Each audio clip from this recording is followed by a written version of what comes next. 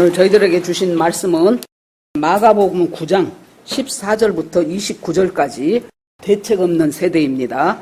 마가복음 9장 14절부터 29절까지 같이 읽으시겠습니다. 시작. 제자에게 와서 보니 큰 무리가 그들을 둘러싸고 서기관들이 그들과 더불어 변론하고 있더라. 온 무리가 예수를 보고 매우 놀라며 달려와 문안하거늘 예수께서 물으시되 너희가 무엇을 그들과 변론하느냐? 무리 중에 하나가 대답하되 선생님, 말 못하게 귀신 들린 내 아들을 선생님께 데려왔나이다. 귀신이 어디서든지 그를 잡으면 거꾸러져 거품을 흘리며 이를 갈며 그리고 파리해지는지라. 내가 선생님의 제자들에게 내쫓아 달라 하였으나 그들이 능히 하지 못하더이다. 대답하여 이르시되 믿음이 없는 세계여, 내가 얼마나 너희와 함께 있으리요? 얼마나 너희에게 참으리요? 그를 내게로 데려오라 하시매 이에 데리고 오니 귀신이 예수를 보고 그 아이로 심히 경련을 일으키게 하는지라. 그가 땅에 엎드려져 구르며 거품을 흘리더라. 예수께서 그 아버지에게 물으시되 언제부터 이렇게 되었느냐 하시니 이르되 어릴 때부터니이다. 귀신이 그를 죽이려고 불과 물에 자주 던졌나이다.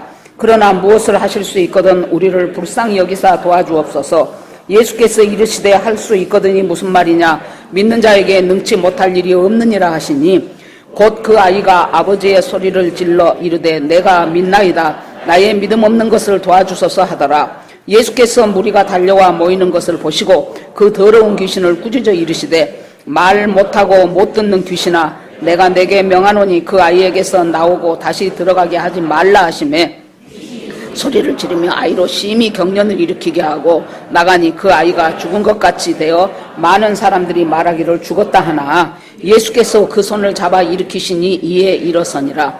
집에 들어가심에 제자들이 조용히 묻자와 우리는 어찌하여 능히 그 귀신을 쫓아내지 못하였나니까? 이르시되 기도 외에 다른 것으로는 이런 종류가 나갈 수 없느니라 하시니라. 아멘.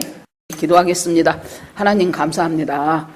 참 저희들이 하늘에 계신 하나님, 그 하나님이 인간으로 오신 예수님, 그리고 성령으로 오셔서 우리 속에 거하시는 성령님, 이 삼위일체 하나님이 저희를 구원하기 위하여 얼마나 많은 기간과 많은 시도와 많은 말씀과 많은 선생들과 많은 능력으로 저희를 인도해 가셨음을 이 시간 감사드립니다. 이 세상은 눈에 보이는 세상이 다가 아니고 영적인 전투가 치열한 곳입니다. 하나님 아버지, 저희들이 주님 안에서 무방비 상태로 살아서 언제든지 사탄의 관역이 되지 말게 하여 주시옵시고, 하나님 아버지, 저희들이 믿음 안에서 강건해서 날마다 이기며 사는 삶을 살 수 있도록 주께서 인도하여 주시옵소서. 잘 분별하고 잘 기도하고 잘 말씀으로 저희들을 하나님의 자녀로 삼아 주시옵소서. 예수님 이름으로 기도합니다. 아멘. 인사하시겠습니다. 우리는 복받은 사람들입니다. 오늘도 은혜 주실 줄 믿습니다. 네. 예수님이 제자들 중에서 3명을 뽑아가지고 높은 산에를 데려갑니다. 그래서 베드로하고 야고보와 요한을 데리고 산으로 올라가시는데 그 산을 정확하게 무슨 산이라고는 안 나와 있지만은 보통 헬몬산이라고 다 학자들이 그렇게 추정을 합니다. 그것에 올라가서 보니까 하나님의 영광의 임재가 있기 시작하면서 예수님의 옷이 세상에서 빨아서는 그렇게 휘어질 수 없는 놀라운 빛과 놀라운 광채로 바뀌기 시작하면서 그러고 보니까 모세하고 엘리야가 와가지고 예수님하고 같이 이야기하고 있는 모습을 이 세 제자가 본 거예요. 모세하고 엘리야는 어느 때 사람입니까? 모세는 저 창세기부터 모세 오경을 기록했던 이스라엘 백성을 애굽에서 출애굽시켰던 그 모세가 지금 얼마나 세월이 흘렀습니까? 엘리야는 선지자 시대 때 선지자의 대표라고 할 수 있는 그 엘리야가 와서 예수님을 수종들면서 섬기면서 예수님하고 대화를 하고 있는 것입니다. 여기서 우리가 생각해 볼 것은 사람이 여기서 죽는 것이 끝난 것이 아니에요. 분명히 히브리서 9장 27절에도 사람이 한 번 죽는 것은 정해진 이치요 그 후에는 심판이 있으리니 그랬어요. 죽은 후에 심판에 따라서 낙원과 음부로 가요. 그래 놓으니까 옛날 옛적에 죽었던 바로 모세가 낙원에 있고 그 중간만큼에 죽었던 엘리야도 낙원에 있고, 그런데 이들을 하나님이 파송을 시켰어요. 그래가지고 이 땅에 와서 그 산에서 예수님과 서로 이야기를 하는 거예요. 그러니까 하나님이 나는 죽은 자의 하나님이 아니고 산 자의 하나님이니라, 이 말씀이 그래 죽어버린 사람은 이제 끝났고 살아있는 우리들과 함께 한다는 말씀이지, 그렇게만 생각하시면 안 돼요. 우리가 안 보여서 그러지. 한 방에서 방이 3개다. 그럼 안방도 있고 작은 방도 있고 뭐 애들 방도 있고, 그렇게 되면은 같이 있다가 각자 방으로 들어간다면 내 눈에는 안 보이지요. 그것이 우리가 이 세상 살다가 죽지요. 그러면은 육신은 우리가 뭐 화장터로 가든지 매장을 하든지 하겠지만은 그때 영원히 우리가 어디로 갑니까? 음부와 낙원으로 나눠집니다. 그래서 낙원으로 갈 사람은 예수 믿고 구원받고 주님 뜻대로 살고자 했던 사람은, 하나님의 자녀는 낙원으로 갈 것이고, 그것과 상관없이 산 사람은 아무리 자기가 이 세상에서 별스런 인생을 살았다 할지라도, 사람들한테 박수 받으며 저 사람은 훌륭해 하는 소리를 들었다 할지라도 그 사람이 갈 곳은 음부입니다. 그런데 이곳에서 그 낙원에 가 있던 바로 하나님은 그 사람들도 역시 그 사람들이 하나님이라는 거예요. 이미 죽었지만은. 그래서 하나님은 영원부터 영원까지 계신 분이 하나님이십니다. 그래서 예수님한테 와가지고 세상에 모세하고 엘리야가 서로 이야기를 하는 거예요. 이야기의 내용은 무엇이냐? 곧 예수님이 십자가에 돌아가셔요. 이 정말로 말도 안 되는 우리들을 위해서 예수님이 십자가에서 돌아가신다는 것은 천사도 기가 막히게 할 일이라 그랬어요. 이 사건은 천사도 흠모할 일이에요. 천사가 이해가 안 돼. 어떻게 이런 일을, 저 말도 안 되는 인간들, 저것들을 위해서 제2 성자 예수님이 이 땅으로 와서 육신을 입고 와서 그 육신이 십자가에 달리기까지 한다고? 이것을 놓고 천국에서는, 세상에서는 예수님을 그냥 나사렛 목수의 아들, 뭐 제대로 뭐 교육도 못 받은 그저 그런 시골 사람, 이렇게 취급해 버리는데, 천상에서는 지금 난리가 난 거예요. 예수님 십자가 달려 돌아가실 일이 지금 얼마 안 남았거든요. 그래서 이제 모세하고 엘리야하고 와서 예수님에게 힘을 돋워 주시고 예수님을 섬기면서 그 일에 대해서 얘기를 해요. 그런데 베드로하고 이 세 제자들은 이것이 꿈인지 생신지 아득했을 거예요. 그러니까 베드로가 자기가 뭔 말한지도 모르게 말을 하는 거예요. 너무나 황홀하고 너무나 신비하고 하나님의 영광이 가득 찬 그것이 너무나 좋은 거예요. 그러니까 베드로 있다가, 주여 이곳에다 초막 셋을 지읍시다. 하나는 주님을 위하여, 하나는 모세를 위하여, 하나는 엘리야를 위하여 이 초막 셋을 지읍시다. 그러자 갑자기 구름이 내려와서, 성경에 보면은 구름은 하나님의 임재의 상징이었죠.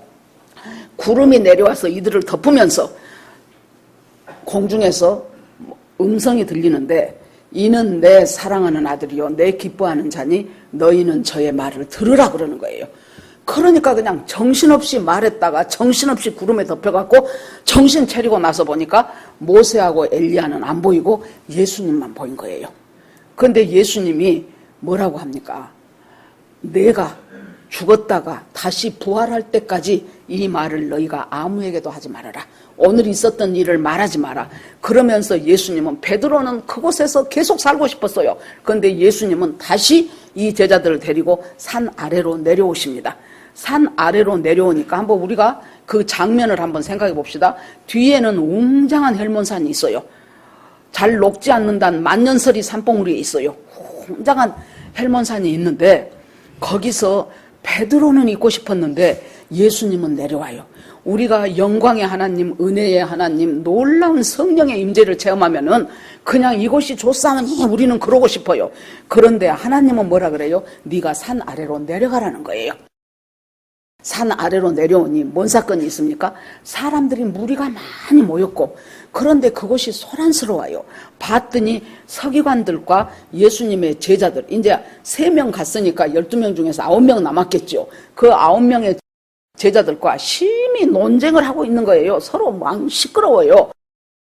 이것이 둘이 서로 논쟁을 하는 것이 아니고 일방적으로 예수님의 제자들이 깨지고 있어요. 왜 그러냐면은 이 서기관들은 그 당시에 엘리트 중에 엘리트예요. 이 사람들은 그때 성경을 날이면 날마다 밥 먹으면 필사하고 사람들한테 가르치고 인도하고 했던 아주 거기서 존경받는 엘리트층의 사람들이 서기관들이었어요. 그런데 예수님의 제자들은 갈릴리 어부들 출신 아닙니까? 별 볼 것도 없어요. 배움도 없어요. 뭐 집안도 좋지 않아요. 문벌도 있지 않아요. 이런 제자들인데 이 엘리트 의식이 가득한 이 서기관들이 고민인 것이 뭡니까? 바리새인과 서기관들의 고민. 자기들한테는 없는 능력이 예수님한테 있는 거예요. 성경은 모세 오경은 자기들은 그냥 빠꼬미같이 다 알고 있어요. 어디에 무엇이 써졌다는 것까지 뭐 점 하나까지 다 알고 있는데 자기들에게는 능력이 없어. 그런데 이름도 모르고 어디서 갑자기 나타난 시골댁이 그 예수한테서는 죽은 사람도 살아나게 한 것이 한두 번이 아니지요. 나면서부터 소경된 자 눈 뜨지요. 귀머거리 고치지요. 뭐 이루 말할 수가 없어요. 그래 놓으니까 이 사람들이 어떻게 해서 인정을 안 할 수는 없고 하자니 자존심 상하고 그러니까 예수님한테 뭐라 그래요? 그때 예수님이 귀신 쫓고 나니까 네가 귀신의 양 바알세불하고 서로 짝짝꿍 해가지고 짜고 치는 고스톱이라는 거예요. 그래가지고 잠깐 내보내고 야 귀신 쫓아냈다 그렇게 하려고 귀신의 왕하고 지금 예수님하고 짝짝꿍 해갖고 하는 짓이다. 이렇게까지 예수님을 폄하해버려요. 그러니까 예수님이 인자가 하는 일을 너희들이 비난하는 것은 좋으나 성령을 회방하는 것은 사함을 받지 못하리라. 그래서 성령 회방죄가 얼마나 큰 죄인가를 그때 말씀하시죠. 그런데 이 사람들이 서기관과 바리새인들이 그러면 자기들이 무시해버리고 안 오면 되는데 예수님 가는 데마다 이 사람들이 쫓아와요. 어디 흠잡을 것 없는가 그것 보러 가는 데마다 쫓아오는데 이번에는 예수님이 안 계시거든요. 그러고 있는데 어떤 한 아버지가 자기 아들 귀신 들린 아이를 데리고 와가지고 얘를 고쳐달라고 하니까 여러분 그 제자들도 자기들이 얼마 전에 예수님이 두 명씩 짝지어가지고 70 제자들을 갖다가 보냈지요. 그러니까 그때 능력을 줘서 보냈어요. 그래 놓으니까 와가지고 예수님 우리가요 귀신 들린 사람 귀신 나가라고 하니까 나갑디다. 우리가 병든 사람 손을 얹어서 기도하니까 병이 떠나대요. 그러면서 너무나 좋아하지요. 그러니까 예수님이 안다. 나도 안다. 사탄이 하늘에서 내려지는 것을 내가 보았노라. 너희가 귀신 쫓아내고 병 고친 것으로 좋아하지 말고 네 이름이 생명책에 기록된 것으로 기뻐하라고 주님이 그렇게 말씀하시죠. 그러니까 얼마 전에 했단 말이에요. 귀신 쫓아냈어요. 그러니까 어쩌겠습니까? 우리 할 수 있어 하고는 그의 머리에다 손을 얹고 믿습니다도 했을 것이고 나가라도 했을 것이고 그런데 변동사항이 없는 거예요. 그러니까 이 서기관들이 내 그럴 줄 알았다. 너희들 지금까지 한 거 다 가짜야. 그러면서 이제 막 하니까 할 말이 없으니까 일방적으로 예수님 제자들이 깨지고 있는 그 상황에 예수님이 오신 거예요. 그러니까 무리들이 예수님을 보고 매우 놀랐다 그래요. 아니 예수님 맨날 보면서 뭘 그렇게 매우 놀랄까요? 여러분 이 놀라다라는 말이 굉장히 신비스러운 두려움으로 놀랐다는 소리예요. 그래 놓으니까 예수님이 조금 전에 변화산에서 성령이 임하시고 하나님의 임재가 있고 영광이 있고 그래갖고 예수님이 막 빛이 나고 옷이 눈처럼 휘어지고 그랬죠. 그것이 내려왔는데도 불구하고 그것이 아직 남아있는 거예요. 모세가 시내산에 십계명 받으러 갔다가 받아갖고 내려오는데 얼마나 그 얼굴에 영광의 빛이 비치는지 사람들이 모세를 보고도 눈이 부시고 모세를 보고도 두려워했어요. 그런 놀라움이에요 지금. 그러니까 예수님이 무슨 일이냐 그랬더니 무엇 때문에 이렇게 너희들이 서로 변론하느냐 논쟁하느냐 그러니까 그 아이의 아버지가 와가지고 우리 애가 귀신이 들려서 벙어리 들린 귀신이 말 못하게 하는 귀신이 들려서 그 아이가 아무 때나 귀신이 갔다가 시간 불문하고 장소 불문하고 아무 때나 갔다가 던져놓으면은 거품을 물고 이를 갈고 그 다음에 파리하여지는데 그래서 얘를 데리고 와서 당신한테 데리고 왔는데 당신이 안 보여서 바로 제자들한테 부탁을 했더니 제자들이 고치지 못하더이다. 지금 이렇게 된 거예요. 그러니까 자 봅시다. 첫째 이 아이의 증상은 딱 보면은 간질 같아요. 거품을 물고 이를 빡빡 갈고 그리고 나서 새파래진다는 거예요. 그러고 굴르고 그러니까 여러분, 우리가 생각을 해보십시오. 집안에 아무라도 심한 감기만 알아도 그 집안 사람들이 굉장히 신경을 써요. 그런데 이것은 이 아이가, 자기 자식이 누가복음에 보면 외아들이라고 됐어요. 자식이라고는 걔 하나밖에 없어요. 그런데 얘가 거품 물고 이빨 갈고, 여러분, 거품 물고 이를 간다는 것은요, 지금 단순히 이 아이 한 사람한테 귀신이 들렸다는 것만을 말하는 것이 아니고, 그 당시의 사회가, 세상이라는 것은 어떤 것이에요? 공중권세를 악한 영들이 장악하고 있기 때문에 이 세상에 풀어져 있는 것들은 거품 물고 이빨 갈고 파리해질 일들이 꽉 찼다는 거예요. 이를 간다는 것은 분할 때 이를 갈아요. 억울할 때 이를 갈아요. 억울한 일, 분한 일이 이 세상에는 꽉 찼어요. 거기다가 파리해진다는 것은 호흡이 곤란하다는 거예요. 숨이 잘 안 쉬어지니까 얼굴이 새파래지면서 파리해지는 거예요. 이런 상황, 그러니까 이 아이의 증상을 보면서 지금 현재 예수님이 살아가고 있는 그 이스라엘 백성의 영적인 상태가 이빨 갈고 거품 품고 그리고 숨도 못 쉬겠는 파리해져가는, 여러분, 그때가 지금부터 2000년 전인데 지금은 오죽하겠습니까? 얼마나 사탄이 광분하는 시대가 이 시대예요. 그러니까 이 귀신은 우리가, 특히 젊은 사람이라거나 믿음이 없는 사람들은 요새 같은 광명천지에 이렇게 과학 문명이 발달할 때 귀신이 어디가 있어 그러지요. 성경의 복음서에 보면 귀신이 많이 나와요. 귀신이 많이 나옵니다. 이 귀신은 출처가 어디입니까? 자, 인간이 만들어지기 전에 하나님께서 천사들을 먼저 만드셨죠. 그 천사들 중에서 묶어갖고 하나씩 천사장을 만들었어요. 그 천사장 중에 하나가 하나님을 찬양하도록, 하나님을 찬송하도록, 이것에 대해서 잘 읽고 싶으면은 에스겔 이사야 14장과 에스겔 28장을 보면은 나와 있어요. 그러갖고 계속 하나님을 찬양하고 찬송하도록 만들었기 때문에 어떤 천사보다도 아름답고 귀하게 창조되었다 그랬어요. 이것이 바로 그 이름이 루시퍼예요.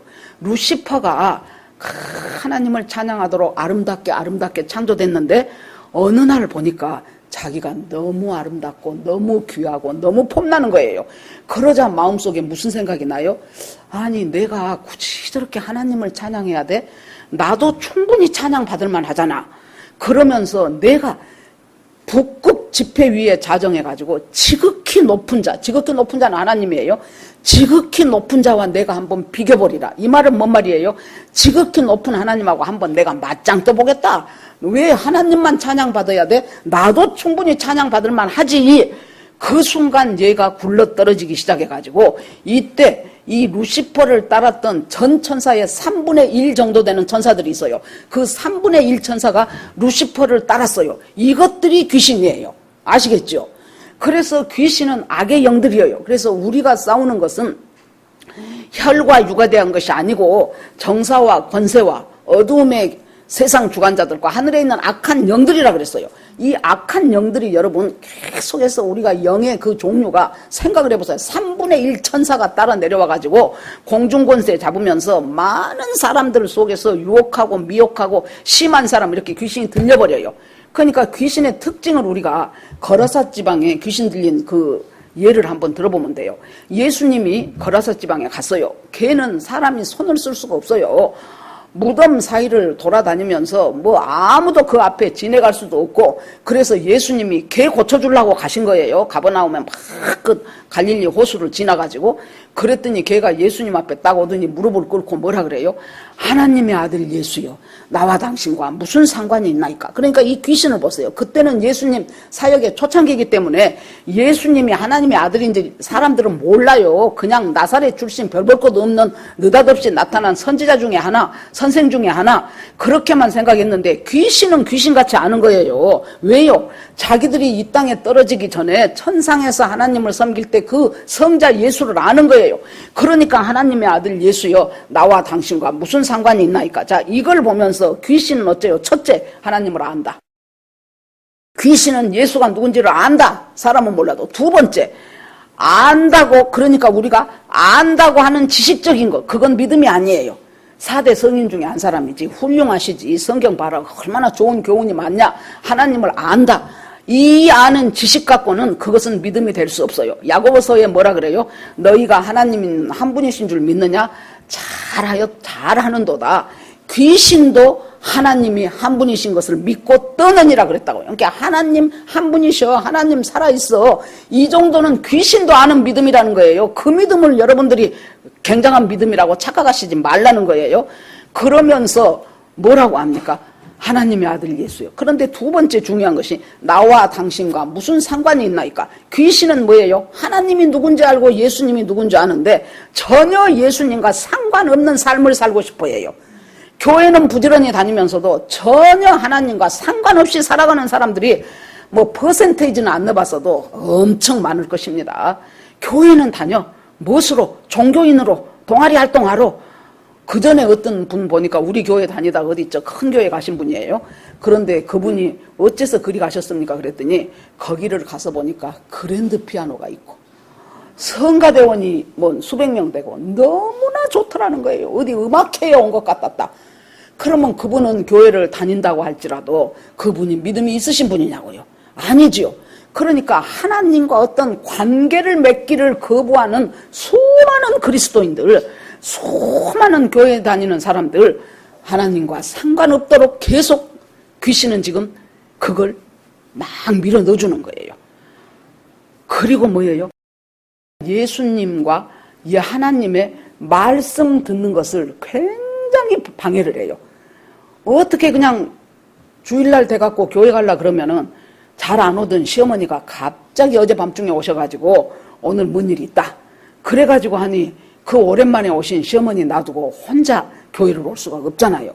그래 놓으니까 어떤 식으로든지 방해 공작을 해서 말씀 듣는 것을 거절하게 만들어요. 교회에서도 보세요. 신앙이 어린 사람도 있고 어떤 분들은 설교를 시작하다가 한 어느 정도 지내서 졸면은 설교가 지루한갑다 이렇게 생각할 텐데 딱 설교 시작하면 자. 그래갖고 딱 설교 끝날 때 깨. 그때는 눈이 말똥말똥해갖고 한 거예요. 이거 본인이 스스로 알고 기도로 물리쳐야 돼요. 자꾸 사탄이 말씀을 못 듣게 하는데 그냥 뭐 내가 피곤해서 내가 졸려서 그러면서 그냥 어쩌다 한 번이면 그럴 수 있지요.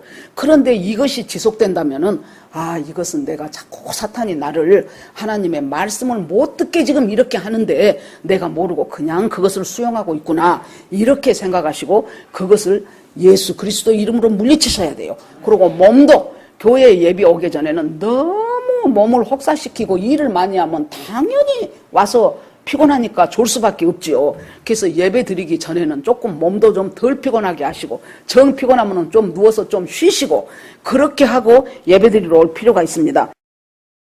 그런데 또 귀신이 뭘 부러워하냐면은 인간을 부러워하는 것이 두 개예요. 하나는 뭐예요? 인간은 몸이 있어. 자기들은 몸이 없잖아요. 그래 놓으니까 사람 속에 들어가서 있는 것을 너무 좋아해요. 그러니까 그 거라사 지방 귀신도 그 사람도 딱 그 사람 속에 들어갔죠. 그러니까 예수님이 너 누구냐 그랬더니 군대니이다 그래요. 한 영이 수천 명이에요. 군대가 수천 명인데 그 수천 명의 귀신이 한 사람 속에 들어갈 수 있다는 거예요. 영이기 때문에. 그래가지고 예수님이 나가라 그러니까 나를 무적행으로 쫓아내지 마십시오.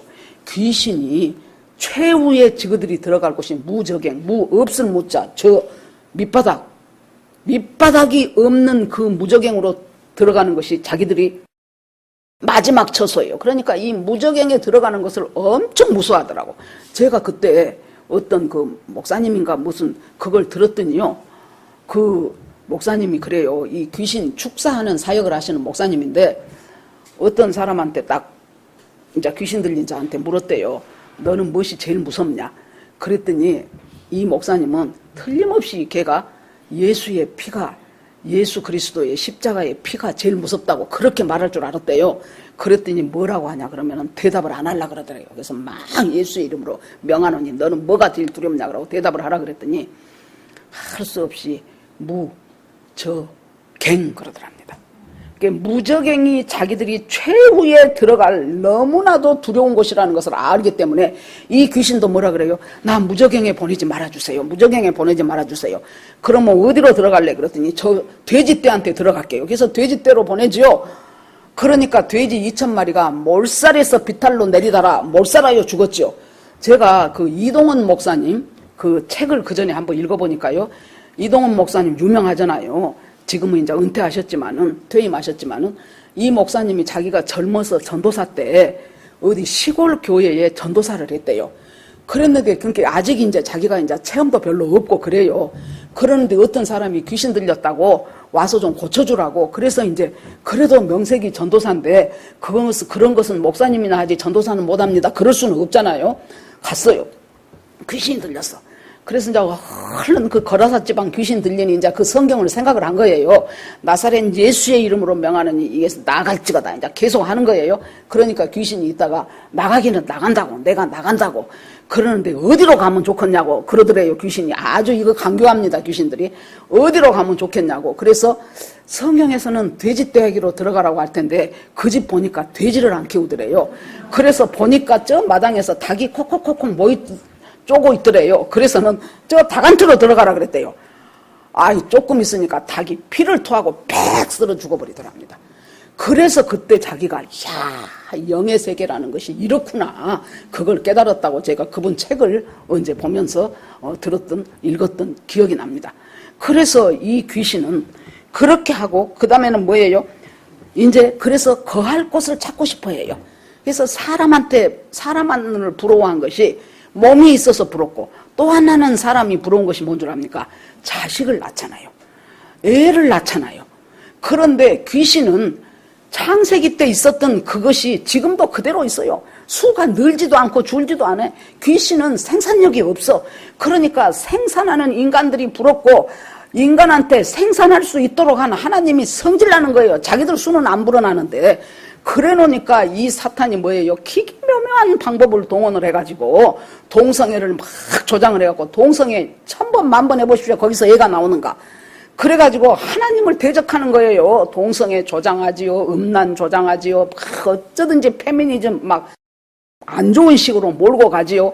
그렇게 하면서 결국에 가서 인간의 자식 낳는 것을 거부하도록 낙태에 그거 한 사람들도 뭐라 그래요?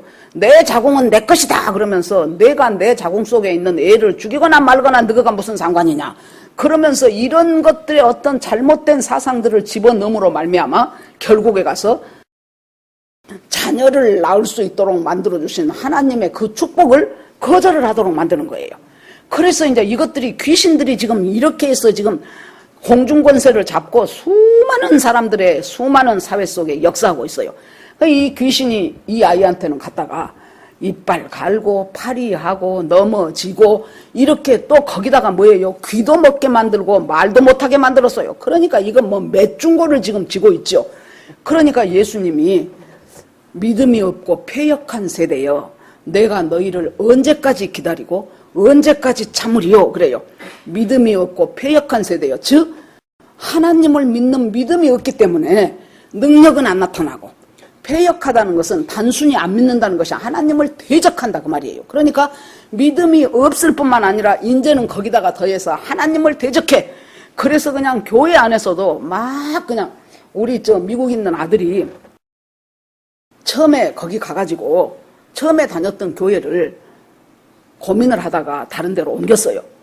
그 원인이 뭐냐 그러면은 진화론도 맞다는 거예요. 그러니까 아니 그래서 부목사님이 그렇게 가르쳐서 원 목사님은 생각이 다르겠지 하고는 그랬더니 수긍을 한다는 거예요. 아니 분명히 창세기에 하나님은 그 종류대로 여러분 창세기를 읽어보세요. 하나님이 태초에 천지 만물을 창조하시면서 종류대로 만들었다 그랬어요. 그러니까 사람은 사람으로 만들고 원숭이는 원숭이로 만들고 코끼리는 코끼리로 하나님이 종류대로 만들었지. 아메바에서 점점 진화해갖고 그것이 원숭이가 되고 원숭이에서 점점 진화해서 인간이 됐다는 이것은 정말로 간악한 사탄의 속임수예요. 이것은 말이 안 되지요. 그랬더니 이해하라고. 왜 이해하냐? 소위 그곳에 이제 공부 잘하는 애들이 오는 이제 소위 그런 학교였어요. 그 학교의 애들이 과학도 들이고 공학도 들이고 공부 잘하는 애들이 모여가지고 자꾸 창조론을 주장을 하면은 애들이 교회를 안 온다는 거예요. 그러니까 이 애들을 교회로 오게 하기 위해서는 적당한 선에서 타협을 하니까 네가 좀 이해를 해달라. 내 마음은 그것이 아니어도 여러분 우리가요 다 사람하고는 타협하십시오. 저 사람이 성질이 개떡 같아 그러면 그래 개떡 같으니까 내가 참자 타협하지만은 진리하고는 타협하면 안 되는 거예요. 이 진리 하나 갖고 우리는 살아가는 사람들이에요. 진리로 승리하는 사람들이에요. 그런데 여기서 모든 것이 이렇게 되어 있는 이 완악한 세상 속에서 예수님이 뭐라 그래요? 믿음이 없고 패역한 세대요. 믿음이 없으니까 하나님의 능력을 볼 수가 없고 하나님을 대적하니까 그 수많은 악한 것들이 진을 치고 있는 이 세상이 이 사회가 만들어지지 않았나 그거예요. 예수님이 물어봅니다. 그 아이를 데리고 오라 그래요. 그러니까 애를 데리고 왔어요. 성경에 보세요. 귀신이 예수님 앞에 서자마자 성경 곧 발작을 일으켜요. 그래갖고 얘가 갑자기 경련을 일으키고 땅바닥에 넘어지고 구르고 거품 물고 이빨 갈고 얼굴은 숨도 못 쉬고 막 이런 난리가 난 거예요. 귀신이 예수님을 앞에 딱 쓴 순간 뭘 알았어요? 아이고 이제 나 죽었네 한 거예요. 귀신 말로 나 죽었네. 그래가지고는 갔다가 이 아이 속에서 발작을 일으키니까 얘가 갑자기 막 거품 물지요. 쓰러져 갖고 넘어져 갖고 대굴대굴 구르면서 숨을 못 쉬지요. 이런 일이 일어나요. 그러니까 예수님이 그 애 아버지 보고 얘가 언제부터 이랬냐? 어릴 때부터 그랬습니다. 어릴 때부터 그랬습니다. 귀신이 얘를 갖다가 불에도 넘어뜨리고 물에도 넘어뜨리고 이거 정말로 살 수가 없습니다. 얘요. 그러니까 여러분 보세요. 우리가 잘 봅시다. 어릴 때부터라 그러면 적어도 이 아이가 이렇게 귀신 들려서 이 고통을 당한 것이 상당한 세월이 흘렀다는 얘기죠. 그 상당한 세월이 흐르는 동안 이 아버지가 그냥 가만히 있었겠냐고. 용하다는 점쟁이들은 다 찾아다녔을 거예요. 의원들도 다 찾아다녔을 거예요. 별짓을 다 했을 거예요. 고칠 수가 없어요. 그런데 어디서 예수님의 소문이 들려 아마 이 마가복음 우리는 9장인데 마가복음 7장에 보니까 수로보니게 여인이 나와요. 이 사람은 헬라 여인이에요. 이방 여자예요. 자기 딸이 귀신 들렸어.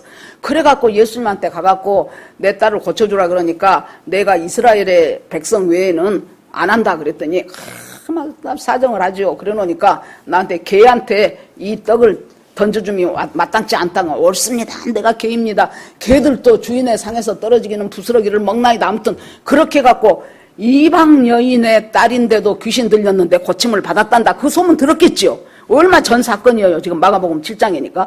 그러고 있더니 뭔 소문 또 들렸겠어요? 어떤 애가 귀도 먹어버리고 말도 못하고 있는 벙어리 귀머거리 든 사람을 갖다가 예수님이 손 끝으로 양쪽에 귀를 딱 대고 에바다 하니까 귀가 들리니까 말을 해버린 그 사건도 있었죠. 지금 자식하고 지금 똑같잖아요. 자기 자식이 귀신 들렸는데 수로보니게 여인의 딸이 귀신 들렸죠. 자기 애가 귀 먹고 말 못하는데 또 귀 먹고 말 못한 그 에바다 해서 고쳐준 그 사건을 듣고 나니까 이 사람이 그렇다면 우리 아들도 예수를 만나면 예수라면은 고칠 수 있겠구나. 그 믿음이 생긴 거예요. 그러니까 여태껏 헛짓하다가 드디어 몇 년이 지나고 나서 지금 예수님 앞에 다가왔죠. 근데 여러분 성경에는 안 써졌는데 한번 제가 가만히 생각을 해봤어요. 이 부모가 어떤 인생을 살았다든가 이 부모가 어떻게 이 아이를 대했다든가 그것은 성경에가 없어요. 그런데 여러분 이 아이가 어려서부터 귀신 들릴 수밖에 없는 그 토양을 분명히 나는 이 부모가 만들어줬을 거라고 생각합니다. 원인 없는 결과가 없어요. 분명히 뭔가는 몰라도 이 부모가 이 아이가 귀신 들 수밖에 어떤 사람들은 맨날 전화로 다니고 맨날 무당한테 쫓아다니고 주술적인 것 행하고 좋은 것이 좋다 그러고 또 그것은 우리는 안 그래 그렇게 하지요.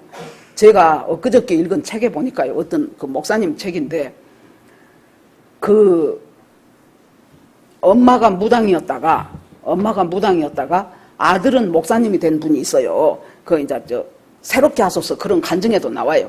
그분 얘기를 들으니까 여러분 자기 엄마가 이게 좀 용한 무당이었나 봐요. 유명한 무당이었나 봐요. 자기 엄마한테 오는 점치러 오고 구다로 오는 사람 40%가 교회 다니는 사람이랍니다. 세상에 하나님을 구주로 믿는 사람이 어떻게 점치는 데 가서 지금 이제 내년에 4월 10일 날 총선이죠. 국회의원 될 사람들이 용하다는 사람들한테 줄 서갖고 거기에 점 봐주는데 1,000만 원, 2,000만 원이랍니다. 돈 때로 긁는 거예요. 이런 세상이에요. 믿음이 없으니 능력이 안 나타나고 능력이 안 나타나니 삶의 변화가 없는 이런 세상. 그런데요, 거기에서 지금 이 귀신의 역사가 이렇게도 심해가고 있는데 어릴 때부터입니다. 그러면 뭔지는 성경에 안 나왔지만은 뭔가는 몰라도 이 아이가 귀신 들 수 있는 그런 토양을 부모들이 만들었을 텐데, 여러분 보십시오. 이 엄마하고 자식은, 특별히 부모 중에서도 엄마하고 자식은 엄마 뱃속에서 아이가 잉태되는 순간부터 이제 엄마 모체하고 탯줄로 연결이 되죠. 그래서 그 탯줄로 영양도 가고 산소도 가고 그러고 10달 동안 뱃속에서 살아요. 그래서 이 아이가 뱃속에서 나오면서부터 이 아이는 이제 굉장히 엄마가 자기의 온 우주예요. 그러니까 우리가 뭔가를 치료하러 갈 때 어디까지 파고 들어가야 되냐 그러면은 뱃속까지 파고 들어가야 돼요. 뱃속에 그 아이가 잉태되는 그때까지 우리가 파고 들어가야 됩니다. 그 전에 제가 그 산골짜기에서 오는 편지라는 그 책, 토레이 신부님 책을 제가 읽었는데 그 중에서 한 토막 기억난 것이 있어요. 오래된 책입니다. 몇십 년 됐어요. 그런데 그곳에서 기억이 나는데 어떤 이제 사람들이 예수원에 와가지고 이제 기도도 부탁하고 같이 기도도 하고 그래요. 그런데 한 사람이 뭐가 문제냐 그러면은 몸이 이렇게 뚱뚱해, 청년인데 이렇게 뚱뚱해요. 그러는데 너는 무엇을 기도해 줄까 그랬더니 자기는 아무리 먹는 것을 배가 불러도 중단이 안 된다는 거예요. 그래가지고 계속해서 먹으니 계속해서 이렇게 될 수밖에 없지요. 그래서 그러면 앉아라. 우리도 이제 전에는 한 달에 한 번씩 이렇게 금요일마다 예언사역도 하고 했어요. 요즘은 이제 잘 안 합니다만은 앉아라 그러고는 전부 모여서 삥둘러 앉아서 그 청년을 놓고 그 초고도 비만인 그 청년을 놓고 기도하기 시작했어요. 그랬더니 성령께서 가르쳐 주시는 거예요. 뭐냐 그러면은 이 아이가 태중에 있을 때 그 엄마가 이 아이를 임신해 갖고 옛날에는요 참 못된 시어머니들 많았습니다. 이 며느리 불러다 놓고 온갖 일은 다 시키면서도 이 며느리 밥 먹는 것을 아까워했어요. 지금처럼 살찔까봐 밥 안 먹는 시대가 아니에요. 그때는 얼마나 밥 먹는 것이 너 어떻게 사냐 그러면 대답이 뭔 줄 알아요? 밥은 먹고 삽니다요. 그럼 밥 안 먹고 산 사람이 어디 있어? 요즘 그러지요. 밥은 먹고 삽니다. 그것은 뭐예요? 그렇게 밥 먹는 일이 쉽지 않은 일이에요. 제가 가끔 그 얘기 하지요. 저 한 4학년, 3학년 그때만 했어도요. 우리 집에 장날이면 우리 집은 이제 저 경찰서 그 미결수들 이렇게 밥을 하는 집이었기 때문에 엄청 이제 뭐 배추야 무야 이 식자재들을 이고 사람들이 와요. 간간히 한 2주 걸려 3주 걸려 되면은 자기만 이거 온 것이 아니고 조그만 초등학교 6학년도 못 될 것 같은 그런 애들을 딱 데리고 와요, 엄마가. 그래갖고 우리 어머니한테 뭘 부탁한 줄 압니까? 아무것도 바라지도 않을 테니까 밥만 먹여주시오. 옛날에 입 하나 든다 그랬잖아요. 얼마나 밥 먹고 살기가 어려운 시대면 입 하나 덜기 위해서 자기 자식 다 크도 않은 한 11살이나 10살이나 먹은 걔를 데리고 와갖고 우리 집한테 부탁하는 거예요. 얘를 갖다가 잔심부름 시키고 밥만 먹여주시오. 그러면 우리 어머니가 보고 애가 너무 어리요. 너무 어리고 우리는 잔심부름할 애는 필요 없어. 큰일 말할 어른이 필요하지. 그러니까 그런 데다가 애가 너무 어리요. 그러고 보낸 것을 제가 간간히 봤어요. 먹는 일이 참 어렵고 힘든 일이었다고요. 그 당시에는. 그런 속에서 지금 살아가고 있는 이 시대에 그래서 예수님이 걔를 데리고 와갖고 언제부터냐 하니까 어릴 때부터 다 그랬잖아요. 그랬는데도 여러분 보세요. 부모가 아까 그 청년 얘기합시다. 이 어머니가 이 뚱뚱한 청년 뱃속에 있을 때 자기 이 할머니, 그러니까 이 엄마의 시어머니가 꼭 밥을 조금 줘. 조금 준 것이 아니고 이 사람 밥이 안 나올 정도로 쌀을 줘. 그래 놓으니까 항상 밥이 모자라. 더군다나 임신해갖고까지 있어갖고 얘는 속에서 한참 자라나니까 얼마나 배고프겠습니까? 그래 놓으니까는 이제 그 엄마가 얼마나 그 속에서 자기 밥을 안 주는 시어머니에 대해서 분노가 생겼겠어요. 그런데 여러분, 이 모자 보건학을 제가 옛날에 학교 다닐 때 선택을 해서 한번 들은 적이 있어요. 탯줄이요. 탯줄과 태반이 있죠. 애가. 그런데 이 태반이 엄마가 감기 왔다고 뱃속 애가 감기 안 와요. 왜 그렇습니까? 태반이 그런 모든 바이러스를 차단을 해주는 거예요. 그런데 태반이 차단하지 못하는 것이 성병이에요. 성병 걸려서 애가 뱃속에 있죠. 걔가 성병 걸린 채로 나온다는 소리요. 또 하나는 어떤 호르몬이 차단이 안 된 줄 압니까? 아드레날린. 아드레날린은 분노할 때 나와지는 호르몬이에요. 흥분할 때 나오는 호르몬이에요. 엄마가 배가 고프면은 어떻게 돼요? 시어머니에 대한 원망과 분노가 막 치솟지요. 막 저 못된 놈 할맛이 하면서 뱃속에 있는 아이가 그 아드레날린이 고스란히 이 뱃속 애한테 다 들어가는 거예요. 그래갖고 이 아이가 태어났는데도 아드레날린만 분비되면 먹어. 그것이 뱃속에서부터 시작이 된 거라니까요. 아드레날린이 호르몬만 분비됐다 하면은 얘는 죽기 살기로 먹는 거예요. 배가 불러도 못 그쳐. 그래갖고 이렇게 된 거예요. 그래서는 이제 거기서 이제 그 아이를 놓고 예수님 치료하여 주시라고 간절히 기도하면서 아무튼 이제 그 후까지는 이제 안 나왔어요. 이렇게 여러분, 우리가 살아가는 것이 얼마나 하나님은 우리를 소중한 하나님의 형상으로 만들었어도 이 뱃속까지 우리들이 차고 들어가면서 회개할 것 회개하고 치료할 것 치료해야 돼요. 겉으로 많은 다른 현상들이 인제 와서 생긴 것이 아니에요. 뱃속에서부터 시작된 것이 겉에 와서 이렇게 돼요. 언제부터 그랬냐? 그랬다, 어릴 때부터 그랬다는 거예요. 그리고 이제 그것이 아니라 할지라도요, 이 부모들 속에서 특히 엄마, 뭐 아빠도 마찬가지고 그 부모들 속에서 염려, 근심, 분노, 짜증, 혈기, 이것이 많지요. 그럼 하나님 앞에 조용히 갖고 나가서 내가 왜 이렇습니까? 나 이렇게 안 살고 싶은데 하나님 왜 이렇습니까? 원인이 뭡니까? 주여, 저의 이 연약한 부분을 하나님께 맡기니 하나님께서 가르쳐 주시고 고쳐 주시옵소서 하고 하나님 앞에 맡기는 기도를 해야 돼요. 그러면 이렇게 분노, 혈기, 짜증 이런 것들이 막 내 속에서 생기죠. 그것이 애한테 성질을 안 낼지라도 그 기운이, 여러분, 부모는 뭔 줄 압니까? 자식한테 신선한 에너지를 공급하는 에너지원이 부모예요. 그러니까 창조적인 에너지를 계속해서 자식한테 발산해줘야 돼. 이거 잘한 사람이 누구냐? 물론 다른 분들도 많겠지만 옛날에 우리 강전도사님 참 많이 어려웠어요. 그런데도 어머는 항상 웃어. 항상 웃으면서 감사하다게. 그러면 우리 속으로 감사도 하겠다 그러거든요. 감사하다고. 그러고 두 아들들을 얼마나 감사로 솔직히 말했으면 엄청 뭐 인류대학 나오고 안 그런 애들이거든요. 하나님께서 그 전도사님의 감사와 전도사님한테서 흘러나오는 그 창조적인 에너지, 그 신선한 생명력이 자식들한테 흘러가는 거예요. 그래서 자식들이 지압가림을 하고 살 수 있는 애들로 자라나는 거예요, 여러분. 그런데 염려와 근심과 분함과 억울함을 엄마가 쌓고 있죠. 그 파괴적인 에너지를 자식들한테 불러넣어주는 거예요. 그래서 자식들의 영혼을 갉아먹어요. 자, 요한 3서 보세요. 사도 요한이 장로 가이오에게 내가 참 사랑하는 장로 가이오에게 편지하노니 네 영혼이 잘되고 범사가 잘되고 강건하기를 원하느라 그랬죠. 영혼이 잘되고 범사가 잘되고 첫째 잘돼야 되는 것이 우리의 영혼이에요. 첫째 잘한 것이 영어 수학 잘한 것이 아니고 아이의 영혼이 잘돼야 된다니까요. 그러기 위해서 부모가 생산적인 에너지를 공급할 수 있어야 돼요. 그것이 뭐예요? 항상 기도하라, 쉬지 말고 기도하라, 범사에 감사하라, 항상 기뻐하라. 이는 그리스도 안에서 너희를 향하신 하나님의 뜻이니라. 성령을 소멸치 말고 예언을 멸시치 말고 모든 것을 헤아려 좋은 것을 택하고 악은 모양이라도 버리라.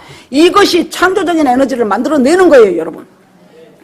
자식한테 여러분들은 창조적인 에너지를 주는 사람입니까? 아니면 자식한테 파괴적인 에너지를 주는 사람? 스스로 생각해 보시라고요. 내가 며칠 얼마 전에 미국에 있는 우리 손녀랑 이제 영상통화를 했어요. 걔가 5학년입니다. 그런데 내가 너무 기분이 좋더라고. 걔가 그런 것이 아니고 인형 같은 거 그런 것을 보여줘 할머니. 그래서 나는 얼마 전에 생일이어서 저것을 사줬나 보다 그랬어요. 그것이 아니고 우리 손녀의 친구래요. 같은 5학년. 그 친구가 열심히 그것을 뜨개질을 해가지고 선물을 해요. 그런데 손자 말 들으니까 할머니 근데요 미션을 줘요 우리한테. 그래서 뭔 미션을 주냐 그랬어요. 그랬더니 세상에 성경 암송 잘 안 하는 애한테는 네가 성경 암송을 20개를 하면 내가 더 좋은 걸로 만들어주마. 그러고 책 잘 안 읽는 아이한테는 어디부터 어디까지 몇십 쪽을 네가 읽어갖고면 네가 원하는 캐릭터로 또 만들었냐. 알고 보니까 애들이 원하는 캐릭터 그거 상품으로 얘가 만든 거예요. 또 어떤 애는 운동을 잘 안 해. 네가 20분 동안을 열심히 산책하면 네가 원하는 것을 만들어주마. 5학년짜리라니까요. 5학년. 어떤 멘토보다도 훌륭해요. 그래서 내가 세상에 그런 창의적인 애가 어디가 있으며 그렇게 남에게 믿음의 덕을 세워주려고 하는 애가 어디 가냐. 어른도 아니고 5학년짜리가. 그러니까 지금 엄마 얘기를 들으니까 날마다 주야로 이것을 한대요. 뜨개질을 한대요. 그래야 이 사람도 주고 저 사람도 주고 그러고 걔한테 미션을 줘갖고 그 미션을 완수하면 갖다가 더 좋은 것으로 주고 더 큰 것으로 주고. 내가 며칠 동안 이름도 성도 모르는 그 미국에 있는 그 우리 손녀 친구를 향해서 제가 기도를 했다니까요. 하나님, 걔 정말로 잘 키워주세요. 하나님, 주님, 정말로 창의적이고 다른 사람의 믿음을 세워주는 아이로 자라게 하시옵소서. 그러면서 생각하니까 그 부모가 어떤 삶을 살면, 그 부모가 어떤 믿음을 갖고 어떤 삶을 살면 5학년짜리가 이렇게 훌륭한 멘토가 될 수 있을까. 어른도 그런지 못한다니까요. 여러분, 부모와 자식이라는 것은 이렇게 뱃속에서부터 연결되어 가지고 여러분 정말로 여러분들이 살아가면서 어둡고 불안하고 걱정과 근심과 그리고 혈기와 이런 것 속에서 살아가면은 여러분들 자식 아무리 인류 과외 해가지고 영어 수학 점수는 졸랑가 몰라도 그 아이의 영혼을 갉아먹는 짓을 파괴적 에너지를 공급하는 것을 그 부모들이 하고 있다고. 자식 잘 되기 원한다고 하면서. 지금부터라도 고치십시오. 지금부터라도 바꾸셔요. 그러면 어떻게 해요? 항상 기뻐하세요. 항상 기뻐하는 것은 기뻐할 수 없는 상황에도 기뻐하란 말이 항상 기뻐하라지. 기뻐할 수 있는데 누가 안 기뻐합니까? 다 기쁘지. 항상 기뻐하세요. 범사에 감사하세요. 그 말은 뭔 말이에요? 감사할 수 없어도 감사하라 그 말이에요. 왜? 그 모든 것을 주관하고 계시는 분이 하나님이라는 거예요. 그래 놓으니까 지금 네 눈에는 기뻐할 수 없고 지금 네 눈에는 감사할 수 없어도 모든 것이 합력하여 선을 이루시는 하나님을 확 붙잡고 하나님 지금 내가 하나도 이 사건은 안 기쁜 사건이에요. 그러나 이 사건을 통해서 하나님은 또다시 뭔가를 이루실 하나님을 내가 찬송합니다. 이 사건을 통해서 하나님이 나한테 뭔가 지적하고 싶은 것이 있을 줄 믿습니다. 하나님 그것 순종하게 하옵소서. 이렇게 해야 여러분 범사에 감사하고 자기의 창조적인 에너지가 자식한테 흘러 넘친다 그 말이에요. 그런데 성경에는 안 나왔어도 분명히 나는 이 집 부모는 나는 문제가 있었을 것이라고 봅니다. 그래서 어렸을 때부터 그 애한테 귀신이 들어가고 이렇게 된 거 아닙니까? 예수님이 이리 데리고 와라. 데리고 왔어요. 그러니까 그 속에 있는 귀신이 막 발작을 일으키면서 뒤집어지고 넘어지고 거품 물고 그랬죠. 그러니까 이 사람이 뭐라 그래요? 얘가 이 귀신이 자꾸 여기도 던지고 저기도 던지고 해서요. 내가 못 살겠어서 당신 소문을 듣고 당신한테 왔더니 당신은 안 계시고 제자들한테 부탁했더니 저 제자들은 갔다가 못 고칩디다. 그러면서 그러나 무엇을 하실 수 있거든 우리를 불쌍히 여기사 도와주십시오. 이것을 그 뉘앙스를 잘 살리게 제가 다시 한번 재번역을 해볼게요. 당신 제자들을 또 9명이나 달라들어서 했는데도 못했는데 당신이라고 뾰족한 수가 있을까요? 그 소리예요. 그런데 혹시 할 수 있다면 한번 해볼래요? 이 소리예요. 우리가 여기서 볼 때는 할 수 있거든. 이 아이를 살려주십시오. 그렇게 그냥 보통 보이죠. 원어의 뉘앙스를 살펴보면은 당신 제자들이 9명이 달라들어서 난리를 쳐도 안 고쳐졌는데 당신은 암만 선생이라고 당신도 할 수 있겠어요? 잘 안 믿어지는데 그래도 할 수 있거든 좀 해보실래요? 이렇게 말하는 거예요. 이 뉘앙스로 말하는 거예요. 예수님이 확 야단치죠. 할 수 있거든이 무슨 말이냐. 믿는 자에게 능치 못할 일이 없느니라. 그 말은 예수님이 그래도 네가 체면도 버리고 염치도 버리고 수치심도 버리고 예수님 소문 듣고 여기까지 찾아온 것은 그 사람의 믿음이에요. 그거 주님이 귀하게 보셔요. 그런데 제자들이 못 고치니까 그 눈꽃만한 그 믿음도 지금 없어져 가는 거예요. 어떻게 할 수 있겠어요? 제자들도 못하던데 당신이라고 할 수 있겠어요? 하니까 예수님이 할 수 있거든이 무슨 말이냐. 네가 그 믿음 붙잡고 여기까지 왔지. 저 예수라면 고쳐줄 수 있겠다 하는 그 믿음 붙잡고 왔는데 그 믿음까지도 떨어져 버리면 너는 도대체 어떻게 네 자식을 고칠 수 있단 말이냐. 예수님이 그 말씀이에요. 그러니까 이 아버지가 그냥 정신이 바짝 차려져요. 내가 믿나이다. 나의 믿음 없음을 불쌍히 여겨 주시옵소서. 이 말 보세요. 맞아. 내가 저 예수 믿고 저 예수가 고칠 수 있다고 확신하고 여기까지 나왔는데 아이고 내가 그 사이에 내가 믿음이 사라져 버렸구나. 이 순간적으로 믿음이 사라져버리는 이 나를 불쌍히 여겨주시고 그리고 우리 아이를 고쳐주십시오. 그러니까 예수님이 귀먹고 말 못하게 하는 귀신아 이 아이에게서 나와서 다시는 들어가지 마라 그래요. 그러니까 귀신이 떠나면서 귀신은 해코지하고 떠나요. 귀신이 떠나면서 딱 얘를 갖다가 그냥 딱 죽은 것처럼 만들어놔 버렸어요. 그러니까 사람들이 쟤 죽었다. 귀신 잡아내려다가 애 잡았네. 이제 이렇게 된 거예요. 그러니까 예수님 보세요. 거기서 그 아이의 손을 잡아 당겨서 일으키시더라 그랬어요. 예수님은 어떤 분이세요? 여러분 여기서 우리가 잘하고 넘어갑시다. 정말 죽은 것 같아. 아주 다른 사람 보기에 저 집 죽었네. 다른 사람 보기에 쟤는 이제 살아나기 틀렸네. 그런 사람을 향하여 우리 예수님은 어떻게 하여요? 할 수 있거든요. 무슨 말이냐 하시면서 다른 사람은 손도 대기 싫어갖고 뻐드락뻐드락 하고 다 죽어가는 그 아이를 일으키신 것처럼 예수님은 우리 손을 잡아서 자신에게로 당기면서 일어나서 완전히 회복하도록 하시는 분이 예수님이에요. 그 예수님을 우리가 우리 구주로 믿고 있다고요. 어디 교회 다닌다는 사람이 갔다가 이사하면서는 날짜 보고 가고 결혼식 할 때는 어디 가서 궁합 보고 하고 이런 멍청하고 이런 모질한 짓을 한다 그 말입니까? 세상에. 그래가지고는 옛날에 우리 둘째 신우가 자기 아들이 자꾸 재수, 삼수, 막 사수까지 했어요. 그때는 지금처럼 안 하고 전기, 후기 이것만 있을 때였어요. 오래됐지요. 그분은 이제 아무튼 전도는 이제 그쪽 식구들한테 제가 하기 시작했는데 어찌돼 가서 천주교를 다니게 됐어요. 그래서 이제 서울에 와서 이제 나하고 가깝게 살았어요. 그랬더니 나보고 그래. 야. 내가 자네만 아니면 지금 전보로 몇 번을 갔을 것이네. 근데 자네가 절대로 그런 짓 하면 안 된다 그래갖고 안 하고 있는데 내가 아주 용한 점쟁이한테 가서 이번에 자기 아들 합격하겠냐 못 합격하겠냐 그걸 꼭 물어보고 싶고 그러고 어디를 그 전에 제가요 젊었을 때예요. 저 경희대 앞에서 살 때 우리 구역 예배를 드리는데 이제 저는 그 교회 간 지가 얼마 안 됐을 때예요. 우리 구역장이 이제 그때 사람들이 이제 다 입시철이 되면은 이제 얘가 합격을 해야 될 텐데 하고 난리예요. 그런데 그 구역장 집사님이 뭐라고 하냐 그러면 나는 걱정 하나도 안 한대. 그래서 저 사람이 믿음이 좋아서 걱정을 안 한갑다 그랬더니 아니래.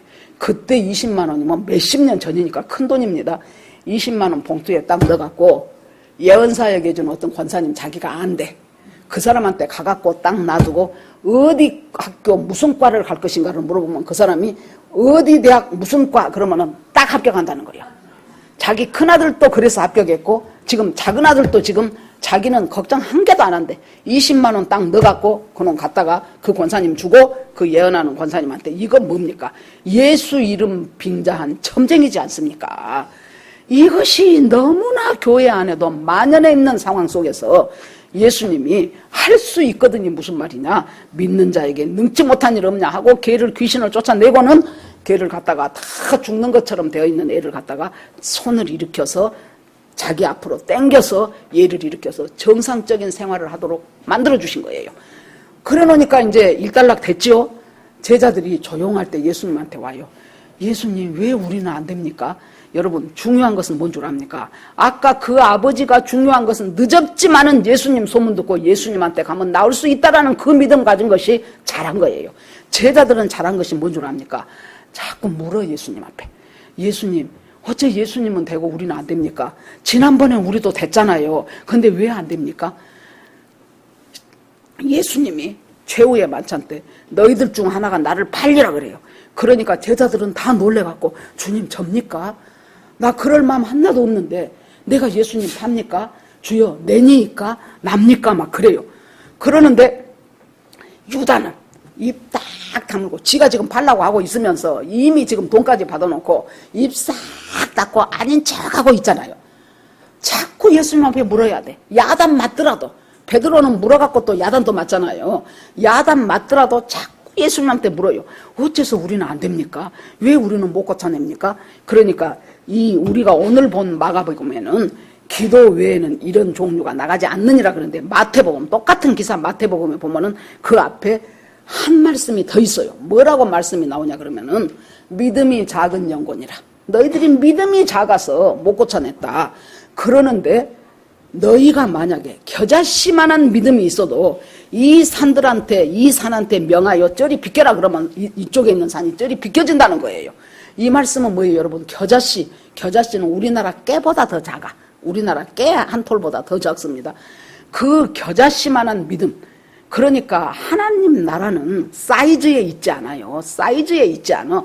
하나님 나라는 생명력이 있냐 없냐에 따라서 달라집니다. 마태복음 13장에 보니까 무슨 말씀이 나옵니까? 천국은 마치 하고 마태복음 13장은 천국 비유장이요. 천국은 마치 땅에 심어놓은 겨자씨 하나를 같으니 그것이 자라나갖고 다른 것보다 더 커져갖고 많은 새들이 거기 와서 깃들이느니라. 천국의 확장성에 대해서 말해요. 심어놓기는 깨보다 더 작은 겨자씨 하나 심었는데 그것이 그 속에서 썩어서 죽고 햇빛 받고 물 보고 해갖고 자라나기 시작해서 수많은 새들이 깃들일 수 있을 만큼 크는 것이 천국의 특징이라는 거예요.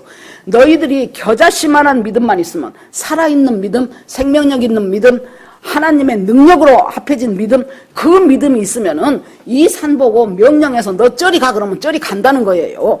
그 말씀은 무엇을 합니까? 여러분 지금 우리 인생 가운데 내 가정에 지금 산같이 딱 내 앞에 있는 것이 뭐냐고요. 돈 없는 것이 태산이에요. 내 자식 병든 것이 태산이에요. 우리 남편 사업 망하려고 그런 거 빚을 지금 10억 이상 진 거 그것이 태산이에요. 그런데 주님이 뭐라 그래요? 그 산 같은 그 태산이 있지. 그거 네가 겨자씨 같은 참으로 생명력 있고 살아있는 믿음이 있다면 그거 옮겨질 것이라는 거예요. 그러니까 옛날에 어떤 사람들은 초등학교 때 그 말 듣고 막 학교 갈 때 저 산을 보고 내가 이따 학교 파고 올 때까지 너는 쩔이 사라질 쩌다 그랬는데 안 사라지더라는 거예요. 제가 그런 말 한 두어 번 들었습니다. 그것이 그 산이 아니고 무슨 산이에요? 내 앞에 태산처럼 다가온 문제, 내 문제, 자식 문제, 가정 문제, 나라 문제, 사회 문제, 교회 문제, 이런 모든 문제, 산 같은 그것들을 향하여 정말로 내가 생명력 있는 믿음으로 가기 시작하면은 그때 그것들은 다 저쪽으로 비켜질 것이다. 그래 놓고 어마무시한 말씀을 하신 것이 아니에요. 마태복음에 보면은 베드로가 이제 성전에 들어가려고 합니다. 예수님하고. 그랬더니 거기서 성전세 받은 사람이 야, 성전세가 한 사람 앞에 반세겔인데 너하고 너 선생하고 둘이면 한 세겔을 내야 돼. 그래. 돈이 없었어요. 그러니까 예수님한테 성전세 한 세겔 내라 그러네요. 그러니까 예수님이 아버지하고 아들하고 한 집에 사는데 아버지가 아들한테 세 받는 거 봤냐? 안 봤지? 나는 하나님이 내 아버지요. 그러니까 나는 성전이 내 아버지의 집이야. 그러니까 나는 안 내도 돼. 그런데 다른 사람들이 오해하고 시험 들고 넘어질까 봐서 이것은 그 순서대로 따르겠다는 거예요. 그러면 너는 가서 바다에 가서 낚시 한 맛 딱 해봐라. 그래갖고 고기 한 마리가 걸리지. 제일 먼저 걸리는 고기 입을 딱 열어봐라. 그러면 그곳에 한 세겔이 있을 것이다. 그 한 세겔 갖고 너하고 나하고 성전세를 내라 그래요. 여러분 이것이 무엇입니까? 겨자씨만한 믿음, 생명력 있는 믿음이라는 것은 무엇이냐? 바로 내가 처해진 내 환경 가운데서 성전세 내는 것부터 시작을 하는 거예요. 성전세 내는 것부터 그때부터 시작되는 것이 하나님의 나라라는 거예요. 그래서 여러분 우리가요 예수님이 저 위에 있다가 변화산에 있다가 밑에까지 내려왔어요. 그러면 내가 내려와야 되는 그것이 어딘가 보세요. 내가 남편을 향하여 내려오고 자식을 향하여 내려오고 내가 내려올 수 있을 만큼 내려온 다음에 내가 해야 될 귀한 것들을 하나님께서 나에게 가르쳐 주시는데 그것이 성전세 내는 것부터 시작을 하더라는 거예요. 자, 그러면서 그 다음에 하는 말이 뭐예요? 기도 외에는 이런 종류가 나가지 않느니라. 거기다가 기도하지 않으면은 머리만 커져요, 여러분. 말씀과 기도는 비행기의 양날개예요. 기도하지 않으면 머리만 커져. 지식적인 그리스도인, 귀신들도 다 알고 떠는 그 정도 갖고 자기가 믿음 있는 줄 알고 교회에 와서 점만 찍고 가도 나는 죽으면 천국 갈 것이라고 믿고 있는 이 답답한 인생들아, 기도 외에는 이런 종류는 뭐예요? 귀신이, 사탄이 뿌려놓은 수많은 것들, 그것들을 이길 수 있는 유일한 방법은 기도하면서 이겨내는 것이라는 거예요. 그 기도하면서 우리는 뭘 갖게 됩니까? 생명력 있는 겨자씨 같은 믿음이 우리 속에 생겨지면서 이겨지기 시작해요. 똑같은 문제를 놓고도요, 그 문제 갖고 다 꺼져 들어가 죽어가는 사람이 있고, 그래 하나님도 이 사건 아시니까 하나님 앞에 기도하면서 한번 이겨보지 뭐, 이런 사람도 있어요. 똑같은 문제인데 인생 살면서 문제 없는 인생이 어디 있습니까? 반드시 문제는 있어요. 크고 작은 문제들, 우리 눈 감을 때까지. 그때마다 우리가 영적 전투를 해서 승리하면서 정말로 하나님 앞에 이 귀신이 뿌려놓은 것 같은 거품 물고 이빨 갈고 파리해져야 되는 이 세상 속에서, 이 혼탁한 속에서 여러분 기왕에 예수 믿으면서 제대로 믿고 믿음으로 주님 앞에 겨자씨만한 믿음 확 붙잡고 그 믿음이 생명력이 있어지면서 나와 내 주변과 모든 사람을 살려내는 영적 전투에서 승리하는 저와 여러분이 되기를 주의 이름으로 축원합니다. 예, 이 시간 다 같이 주여 한번 부르고 오늘 말씀 가운데서 확 내가 붙잡아야 될 것 잡고 기도하겠습니다. 주여 한번 부릅니다. 시작. 주여! 하나님 은혜를 감사드립니다. 오늘도 주님께서 저희들에게 귀한 말씀으로 새롭게 하시니 감사합니다. 안 보이는 영적 세계가 얼마나 보이는 세계보다 훨씬 더 광활한데 이 영적 세계에 기도하지 않고 말씀 보지 않고 말씀의 능력을 힘입지 않고 예수님의 도움을 받지 않고 이 영적 전쟁에서 도저히 승리할 수가 없사오니 하나님 아버지 기도하면서 날마다 주님의 뜻 가운데서 살아가는 우리 모두가 되기를 원합니다. 한 사람 한 사람 주님께서 지키시며 믿음으로 날마다 차 올라가고 승리하는 우리 모두가 되게 하여 주시옵소서. 모든 말씀을 예수님 이름으로 기도합니다. 아멘.